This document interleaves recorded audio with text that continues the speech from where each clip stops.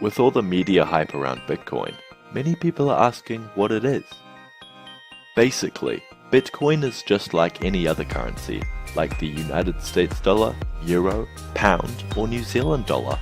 However, there is one big difference. It's completely decentralized. Wait.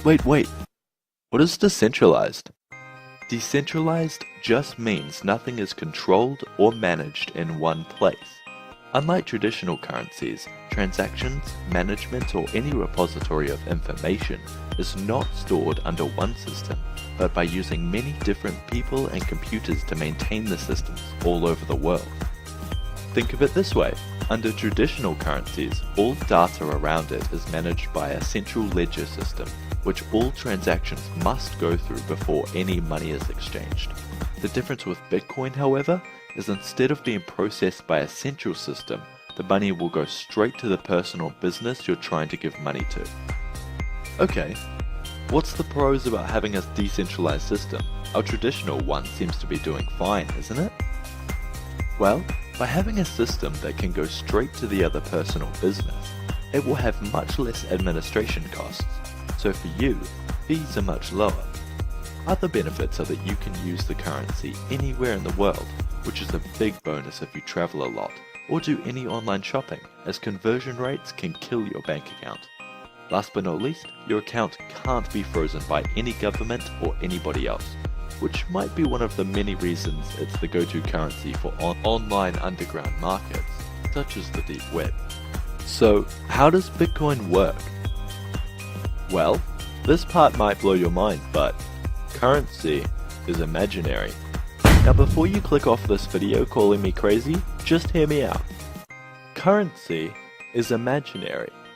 Now of course if you take a dollar bill out of your wallet, it's tangible. You can touch it, feel it. You know it's a dollar because it has the dollar sign at the top and George Washington's face on it if you're American.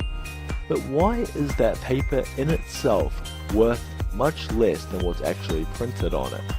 It's because people have put trust into it and have come together as a society and said that this is what we will use to exchange for goods and services.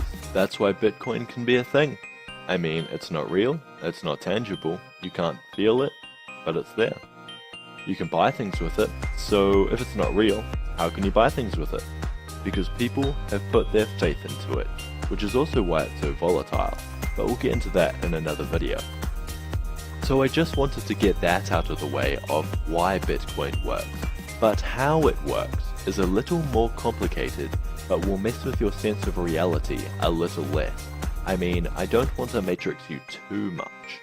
How Bitcoin works is around the fact it's a cryptocurrency, which means it's encoded in such a way that means the coin cannot be copied. This is because if it could be, that would devalue the currency as people would be printing as many bitcoins as possible, which would make it less trustworthy so people wouldn't buy into it and the value would collapse. As we talked about with the central ledger system before, and how Bitcoin doesn't go down the same path, this is where their system of blockchains comes into play. These blockchains act like a ledger which is coded onto the Bitcoin itself. The reason why this blockchain ledger system is so important, or any ledger system at all, is to ensure that no single coin can be spent more than once before going to its intended original recipient. Otherwise, people would buy as many things as possible with the same coin, but only the person who sold the original purchase would actually receive any money, which would be a pretty serious problem. I know I've got you excited about what Bitcoin is, so how do you get it? Well, there are actually quite a few ways to possess Bitcoins.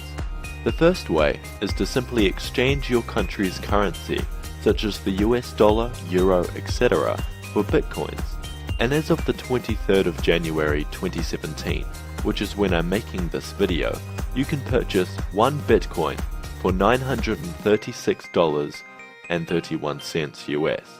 That's pretty expensive, and I bet you're wishing you bought some back a few years ago when they were only $200 each in 2015 and in 2013, which also shows just how volatile this currency is. The other way to generate bitcoins is to mine them. Now, when I say the word mining, you probably think back to when people would load up their horses with equipment, travel thousands of miles on foot, and hit rocks until gold magically fell out.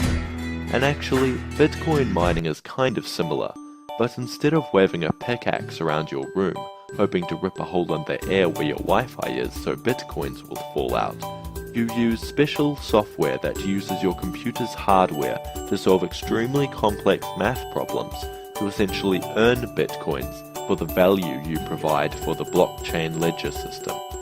But that's a little complex, so we'll do a video dedicated to explaining Bitcoin mining to help you understand.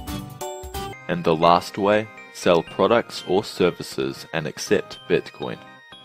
Hey guys and girls, thanks for watching. I would just like to thank our actors, Fred the main man, Vanessa the businesswoman, Ghosty the ghost, Vlad the vampire, Valerie the seller, and Monty the miner. If you liked this video, give it a thumbs up. Don't forget to share it with your friends. Remember, sharing is caring. We've got a ton of plans for this channel, so be sure to stay up to date by subscribing. Thanks.